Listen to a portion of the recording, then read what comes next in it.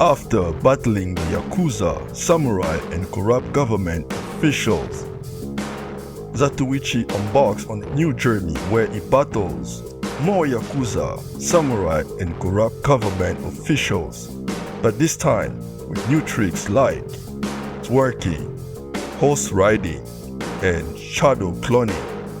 But above all, can Zatoichi finally find a way to avoid trouble and live his life in peace? Find out on this new episode of Understanding Zatoichi.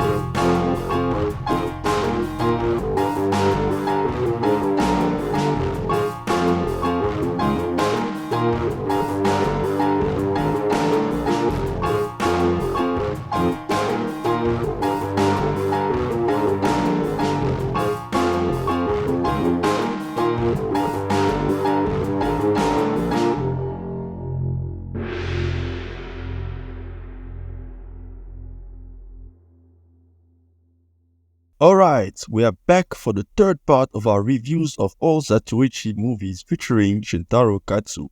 Like I've mentioned at the end of the previous episode, I expected to be exhausted by now because this is a lot of movies to get through.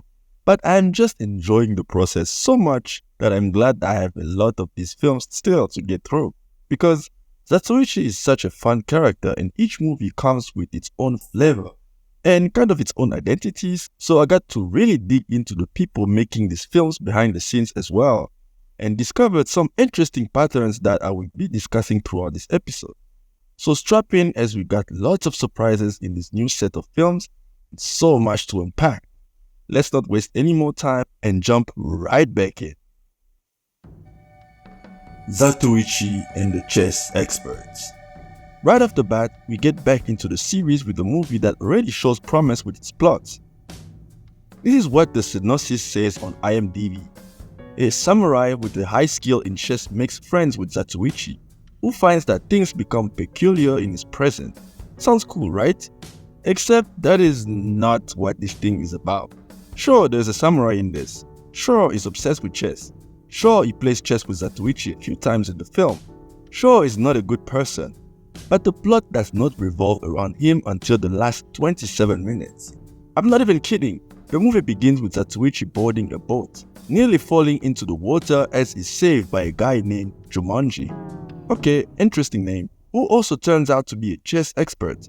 In the boat, Zatoichi takes part in a game of dice, and as always strips people of their money and pisses them off, calls him in to get attacked and making enemies who are going to pursue him throughout the film. Typical. Then he meets the chess expert officially on the same boat and they decide to play a game of chess.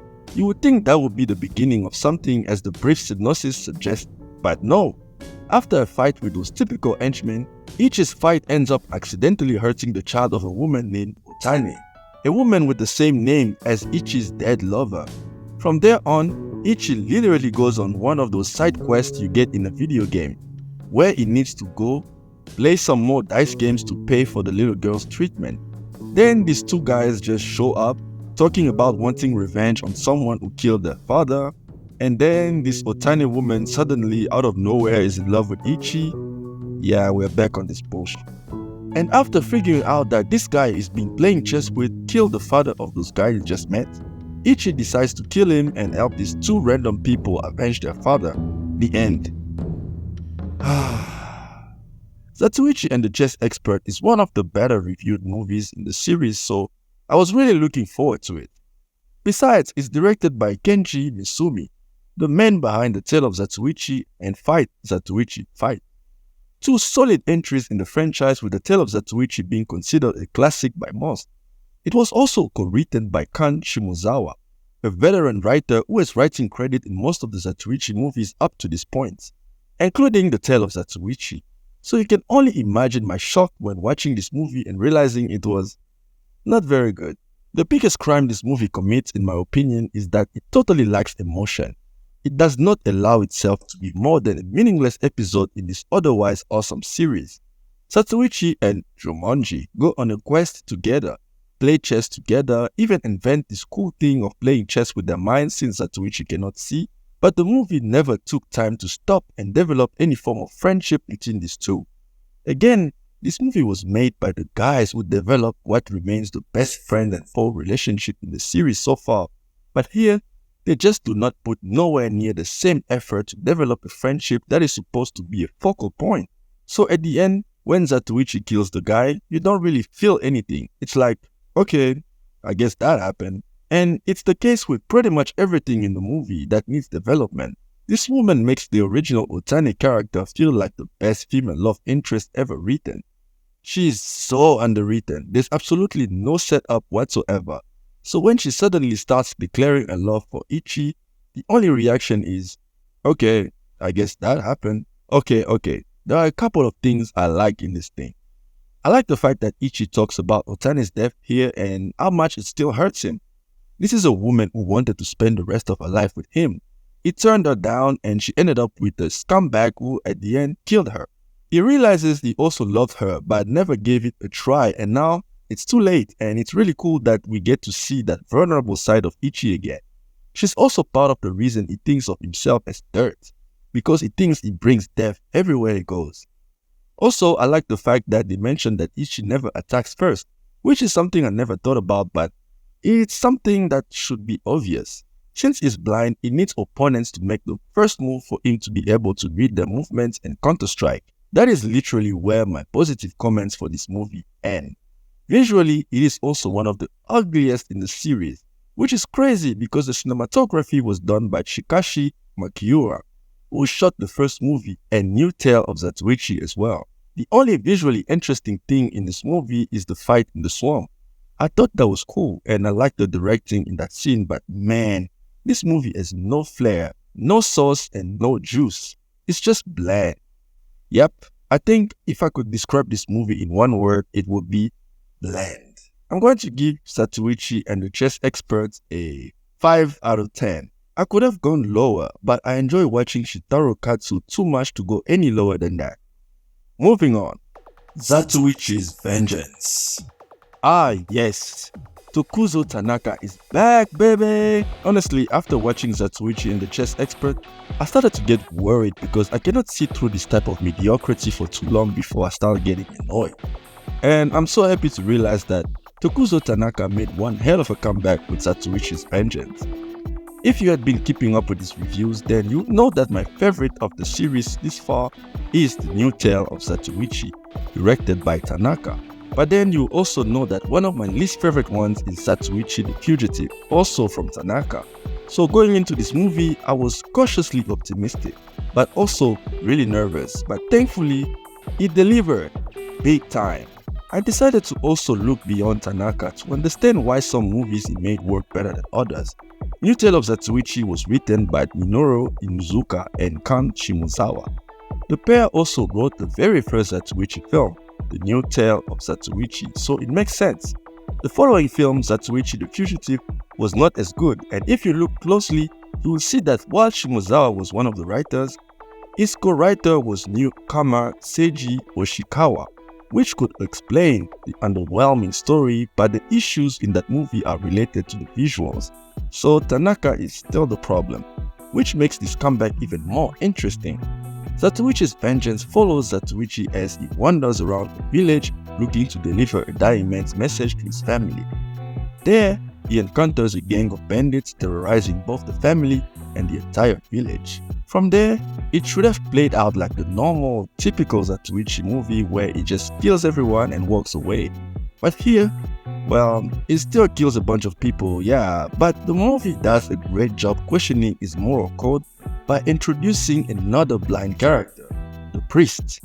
The priest questions Zatoichi's decision to always resort to violence, and in this case, he uses the young boy Taichi to show Ichi how much of a bad influence he is to this young man who might grow up seeking to live a life of violence just to be like Ichi.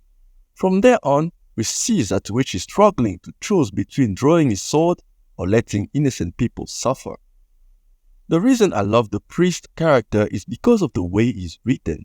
He barely feels like a physical character because except for Zatoichi, he doesn't interact with anyone else in this movie. He's like Zatoichi's conscience, trying to revive his empathy. I just love how this particular scene is framed, showing both sides of Zatoichi.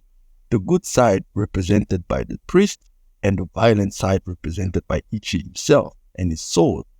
Honestly, I was fully expecting them to pull an M. Night Shyamalan on me and reveal that the priest is just an imaginary figure that only Ichi can see, but they also never made him interact with anyone else, so I'm sticking to my theory and that's officially canon. I always complain about supporting characters in these movies, but this movie proves that with enough effort, side characters can be memorable. From Ocho, Ohura, Taichi, the grandma, and the priest, everyone served a purpose in this particular journey. And even Shigeru Amachi, who played Irate, returns in a different role, playing another samurai named Kurobe. Despite his very small role this time, he also brought some flavor to this film. And I think that has everything to do with Tanaka. He has directed 3 films so far, and even the one I don't like doesn't have issues in terms of characters. He knows how to fit characters into the stories like pieces of a big puzzle. Zatoichi's Vengeance deals a lot with moral choices, and a lot of these characters are confronted with a choice at some point. Whether it is Kurobe coming back to buy his wife back, Ocho trying her best to protect Ohura, or Zatoichi himself. The story of Zatoichi in this is very intriguing. The priest first tells him that killing is bad, so he decides to stop using his sword and gets beat up pretty badly. He then decides to draw his sword to defend the family from the bandits, and the same priest tells him if he didn't help, then he would have been less than human, which confused Zatoichi, but at the end, it makes a lot of sense. From there on, he doesn't just draw his sword, he gives his opponent the chance to walk away. He negotiates for a peaceful outcome and only uses his sword when peace is rejected. My God, what a character growth! I've watched this character change before my eyes, grow from a warrior who will use his sword against anybody standing in his way, to someone who orders people he has already morally defeated to drop their swords so he can avoid killing them. All in the course of 13 movies and counting. The MCU wishes it was this good. Tony Stark? More like Tony Stank, am I right? Stank. Anyway, this movie also makes a lot of interesting visual choices and doesn't look as bland as the previous movie. Cinematographer Kazuo Miyagawa does an amazing job here, which shouldn't be a surprise because he shot movies like Yojimbo and Rashomon for the great Akira Kurosawa as well. The framing of the scenes is always on point. The use of shadows is fantastic and the fight scenes are well executed.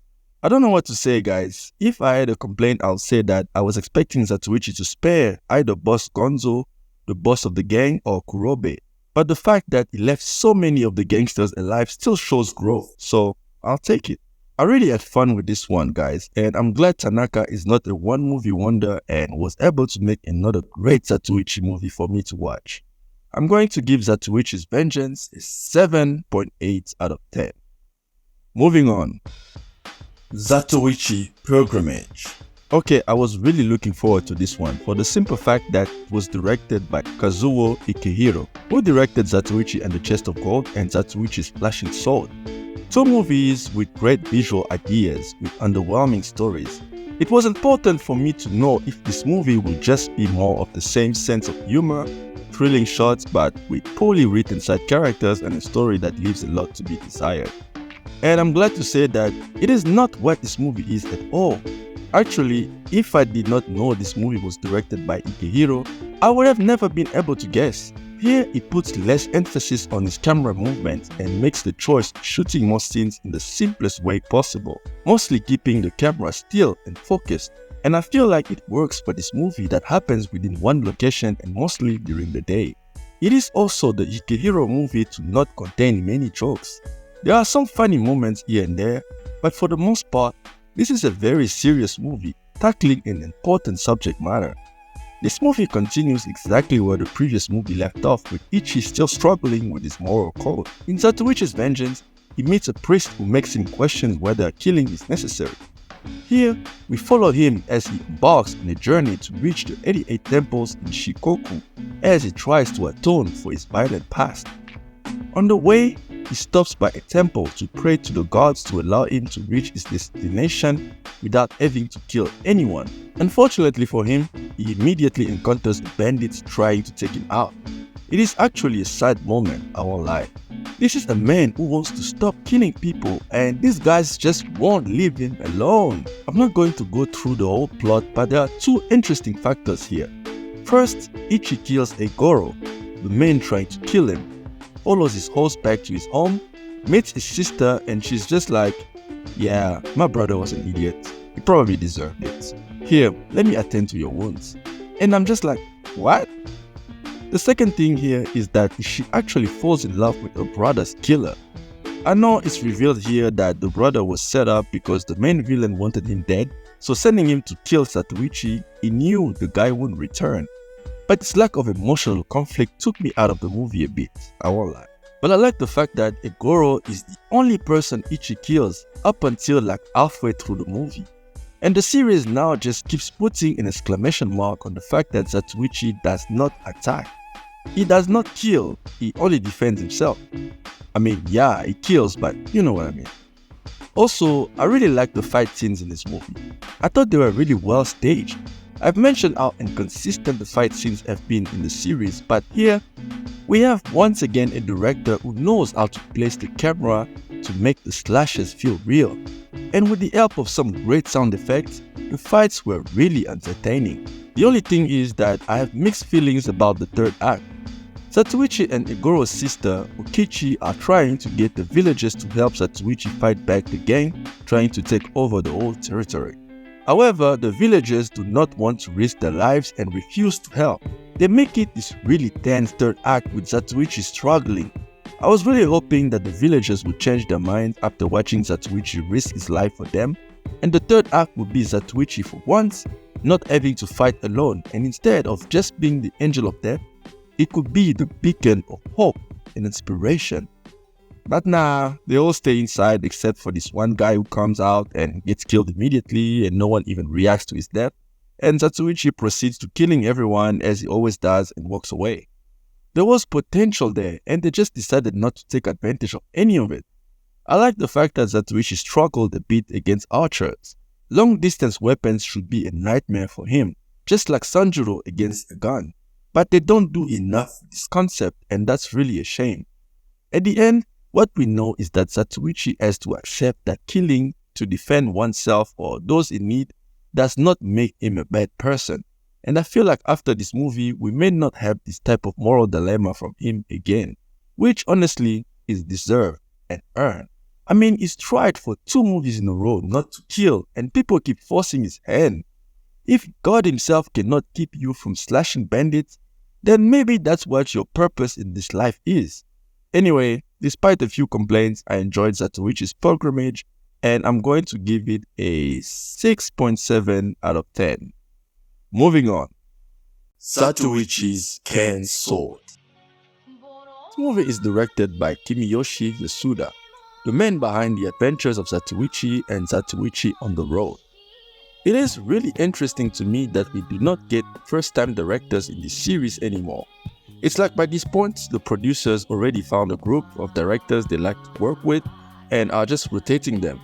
And honestly, this movie is proof that maybe this series needs some fresh ideas behind the camera. Now, I don't have any big issues with Yasuda's movies in the series. The Adventures of Zatoichi was pretty good, but Zatoichi on the Road was forgettable, and Zatoichi's Ken Sword is kind of in between, but they are all enjoyable. Pretty good at times, forgettable for the most part. In this movie, we follow Zatoichi as he plays the usual dice game. Winning how we expect him to win, fighting and killing the same type of gangsters we expect him to. However, things get interesting when he encounters this guy who is apparently a former swordsmith and was the apprentice to the guy who made Zatoichi's sword. He reveals to Ichi that his sword was actually damaged, that he only had 1 kill left before the sword inevitably snapped. In fear of breaking his sword, Zatoichi leaves it with the man and we follow him for the rest of the movie trying to survive without his sword, something that particularly intrigued me. Unfortunately, the movie does not do much with that concept. I was pretty disappointed when I realized that the only reason Zatoichi does not have his sword for most of the movie is for the movie to be able to reintroduce politics in the series. And the moment the movie needed Ichi to cut some people down, he just gets a new sword and immediately goes back to action. There is no thematic subtext, no character arc, just vibes. We were doing pretty well with this set of films so far. The emphasis was placed on characters and action, and we were having fun, but now we are back to the usual head of a gang trying to use political schemes to take over some small town. And that's just boring. The only reason this movie didn't put me to sleep is because it is actually quite funny. I laughed out loud a couple of times, and I'm just realizing that this is the first funny movie I'm watching for this episode. Honestly, I thought the series had shifted tones completely and decided to start taking itself seriously. Then we get this movie where Zatoichi steals food from the pot like a 10-year-old and does stuff like this. Oh, and after Zatoichi, the fly killer, I bring to you Zatoichi, the bird killer. Also, fun fact, Senzu, the swordsmith, is played by Ejiro Tono, the same actor who played Gonji, the restaurant owner in Yojimbo. And since Sanjuro and Zatoichi cross paths at some point, implying that they both exist in the same universe, in my head canon, Gonji and Senjo are related and nothing can convince me otherwise. Honestly, nothing much to say about this movie. I didn't hate it, had a few laughs, and the fight scenes were actually pretty well done. But it had nothing to say, it was slow and boring at times and overall pretty forgettable. I'm going to give Zatoichi's Ken Sword a 6 out of 10. Zatoichi the Outlaw.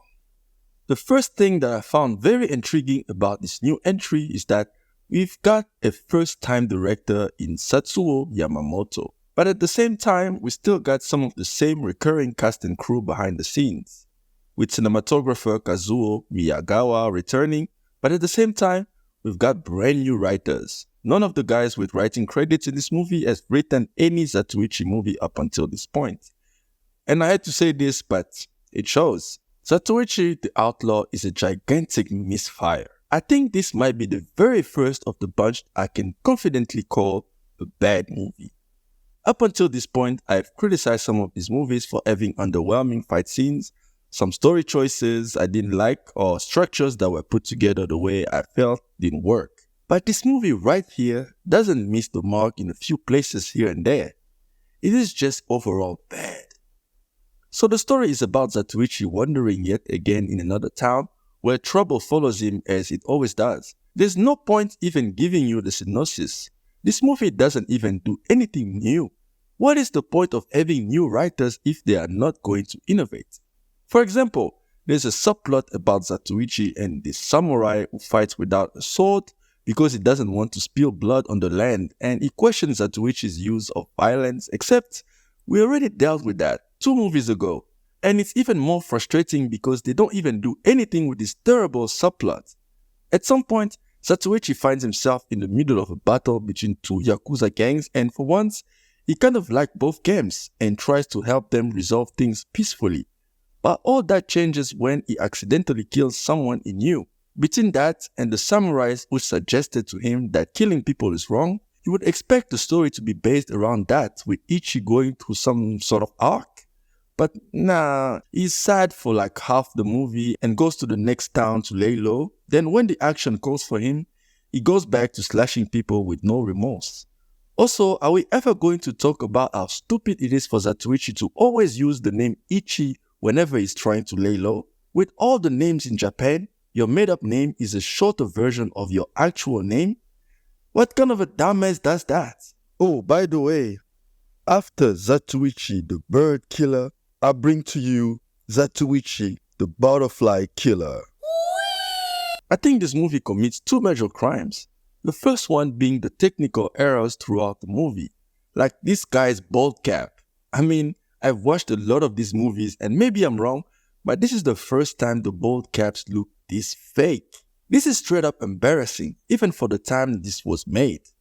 I mean, look at this. The wig is literally about to fly off. This bald cap is fighting for its life. For a series that has been fairly consistent when it comes to costume design, this is unacceptable. And I blame the newcomers. The second crime this movie committed was being boring as shit. I don't even need to tell you how much this movie was boring. Let me show you. This scene happens 10 minutes before the end of the movie. There is 10 minutes left in the fucking movie and people are still talking. That's the big problem with this movie. People you don't care about keep talking about things you have no interest in. The midpoint of the movie is literally Zatoichi chilling in his random town, talking to people, and for a movie that's like 87 minutes long, nothing happens for like 45 minutes of it. The story is uninteresting with zero memorable characters, which makes it a really difficult movie to sit through. Now, I don't want to end the review for this movie on a negative note, even though I think it's a bad movie. I'm going to give it credit for being absolutely savage. This movie is pretty dark. I think it's the darkest movie in the series so far. There is sexual assault, some dude hung himself, Zatoichi cutting people's arms off, and of course, in the final showdown, he literally decapitates a guy. This movie did not need to go this hard, but I'm glad that it did. More violence in future movies, please. With that being said, Zatoichi the Outlaw is a bad movie. The story is crap, the characters are underwritten, the costume designs are faulty, there's nothing interesting and memorable about it. A complete waste of my time. 4 out of 10, let's move on quickly before I have a mental breakdown. Zatoichi challenged. Probably after realizing their terrible mistake with the previous entry, the producers decided to call back the writers who had worked on this series before, so they got Kan Shimozawa, who wrote or co-wrote most of these movies up until this point, including the first one, and they paired him with the new writer in Ryozo Kasahara. And on top of that, they brought back veteran Kenji Misumi, who directed The Tale of Zatoichi, Fight, and Zatoichi and the Chess Expert. And this was the best decision they could have made. Zatoichi the Outlaw is a terrible movie because everyone involved behind the scenes did not seem to understand what this series is all about and what it needs to keep evolving. At this point, we are following Zatoichi along in his adventures, and it is extremely important for the stories to challenge him in a way that has never been challenged before. He can encounter a priest who judges his ability to kill. He can find himself in a messy situation by accident where he needs to work extra hard to get himself out. He can encounter something or someone from his past that makes him revisit painful memories, or he can find himself forced to take care of a baby, which forces him to awaken his humanity. The thing with Zatoichi the Outlaw is that he never had anything to contribute to the character, and just overall did not put the character in a scenario that pushes the series forward and gives a fun adventure. Zatoichi Challenge shows that the series might not need fresh blood after all. Above all else, it needs people who understand how the series works. And here is where it gets very interesting. Zatoichi Challenge is not even an original story. It is pretty much a copy of Zatoichi Fight. A mother dies in the presence of Zatoichi, and in a dying moment, she asks the blind man to take her child to his father. So Zatoichi spends the rest of the movie traveling with the child and ends up getting attached. I mean, they brought back the director of Zatoichi Fight, same writer, same composer. I mean, they literally said, guys, we want another Zatoichi Fight because people thought it was cute, and since the previous movie stank, we need to play it safe. Normally, this would be a recipe for disaster. This could have made for a repetitive and boring movie. But these geniuses ended up making the best movie in the series so far. Yes, finally, a movie just dethroned New Tale of Zatoichi as my favorite movie in the series. I said earlier that this movie was very similar to Zatoichi Fight, except not really. This time, Zatoichi is not taking care of a baby, but a 6-year-old child named Ryota, which makes the dynamic very different. And the character of Ryota is a very good addition. The chemistry between Shintaro Katsu and this child actor is incredible, and the scenes were always exciting to watch. This was the first time in the series at which Zatoichi did not walk away alone. I would have loved to watch at least one more movie with this duo. That's just how good they were. I also liked that this time they didn't make the father a douchebag who didn't want anything to do with the child. He was actually a good man who Zatoichi was willing to protect at all costs for the sake of his child. And this movie's script is so good that every scene feels important. There are no unnecessary dice games, boring scenes about politics, or subplots that went nowhere. Every scene is meant to set up something. Every character has a purpose in the story. Just look at how they introduced Tajuro Akazuka, a samurai sent on a special mission by the government. Zatoichi and the child are helped by a group of travelers who end up being confronted by local thugs. They almost get in trouble when this guy appears to help them out. It seems a bit random at first how he just appeared in that specific spot at that specific moment, but then you realize later on that he had been tracking these guys for a while as part of his mission. So it makes sense he would show up there. Another example is this woman named Tomoe. She disappears halfway through the movie. I found it odd at first, but then you realize that her entire purpose was to introduce the samurai as well as Gonzo and his men. Zatoichi giving the samurai a massage, for example, helps build their relationship and respect for each other, which is crucial for the final battle. Zatoichi is struggling financially to the point he can only buy one pair of sandals for the kid and cannot afford to buy for himself even though he clearly needs to. Just shows that he started to care for this child, that he would put the kid's needs ahead of his own. Every story choice builds something and leads somewhere in this movie. Also, this movie's score was so good that I had to look up who did it, and it turns out to be the great Akira Ifukube, the man behind the original Godzilla's theme. I know this is not the first movie he scored for this series because he also did Fight Zatoichi Fight, but he went absolutely crazy with this one. The score is almost like a character on its own. It is subtle until it wants to be noticed. It is especially noticeable in the final battle, where it contributes greatly to the excitement of the scene. Zatoichi Challenge is a very impressive film. It is very funny when it needs to be, looks incredible. The final showdown in the snow literally gave me goosebumps. It is one of the rare times where I felt that Zatoichi might lose, and he very much did when you think about it. I was expecting a predictable ending, and the movie did something different and interesting, and that makes me respect it even more because it was a brilliant choice made by the writers. Above all, the characters are interesting. I cared about what could happen to the child, the father. I expected Ichi to kill the samurai, but at the same time, I didn't want him to because I thought the character was very cool. And for a series that has mostly forgettable supporting characters, this says a lot. At the end, guys, I don't know if it's because I watched a very bad movie before this, but honestly, this is my new favorite. I don't have too many words. I'm giving Zatoichi Challenge an 8 out of 10. Let's see what's next. Zatoichi and the Fugitives. In this tale, we follow Zatoichi as he builds a friendship with the doctor and his daughter, and as expected, he clashes with a group of wanted criminals who join forces with the corrupt government official to terrorize the town. This is an oversimplification of the plot, but I'm trying not to go deep into these stories anymore. Otherwise, these videos will be 2 hours long each, and no one wants to see that. This movie brings back director Kimiyoshi Yasuda, who directed The Adventure of Zatoichi, Zatoichi on the Road, and Zatoichi's Ken Sword before this one.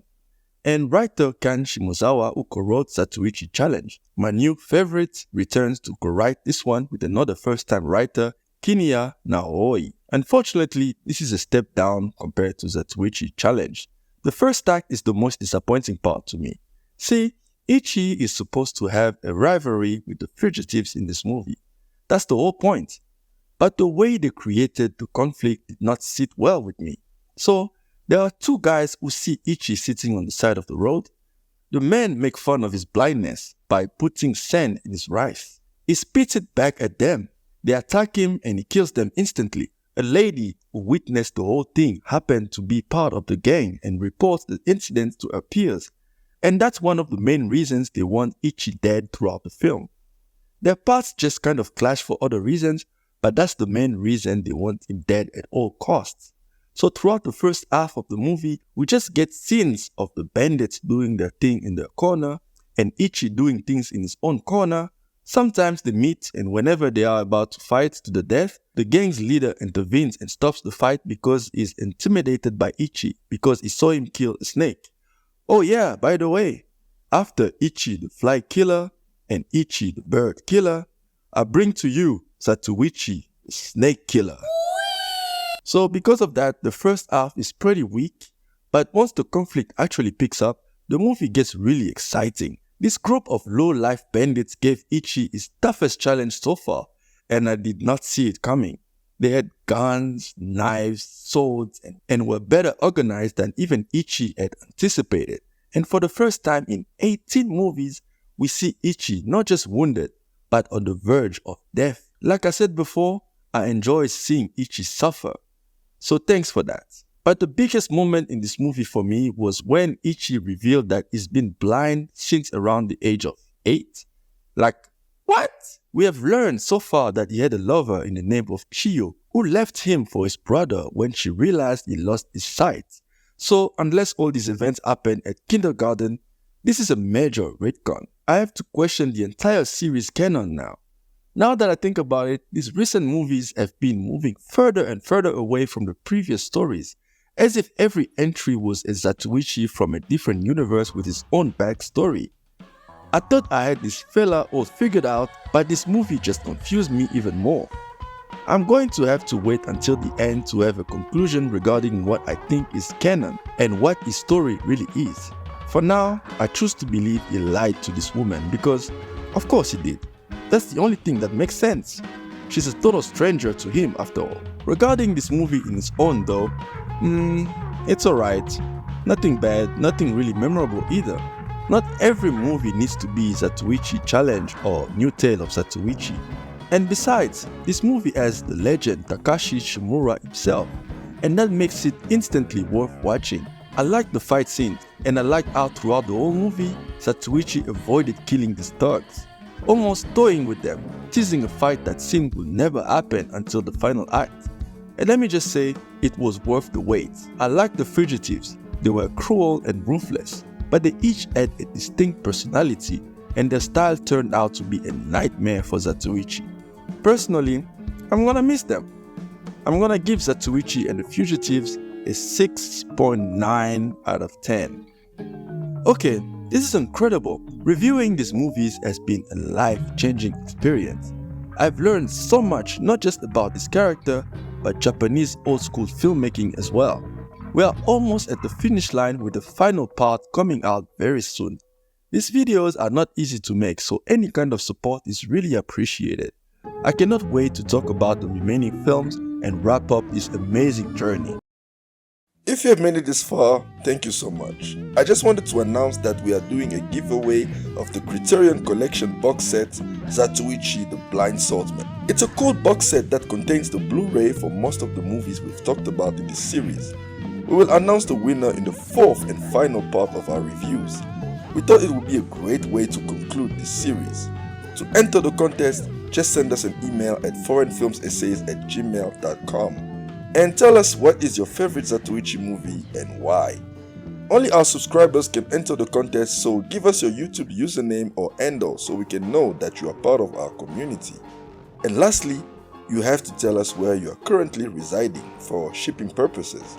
Ideally, it would be best if you're residing either in the United States or in South Africa, but we decided to try and make an effort to accommodate everyone, so feel free to go for it.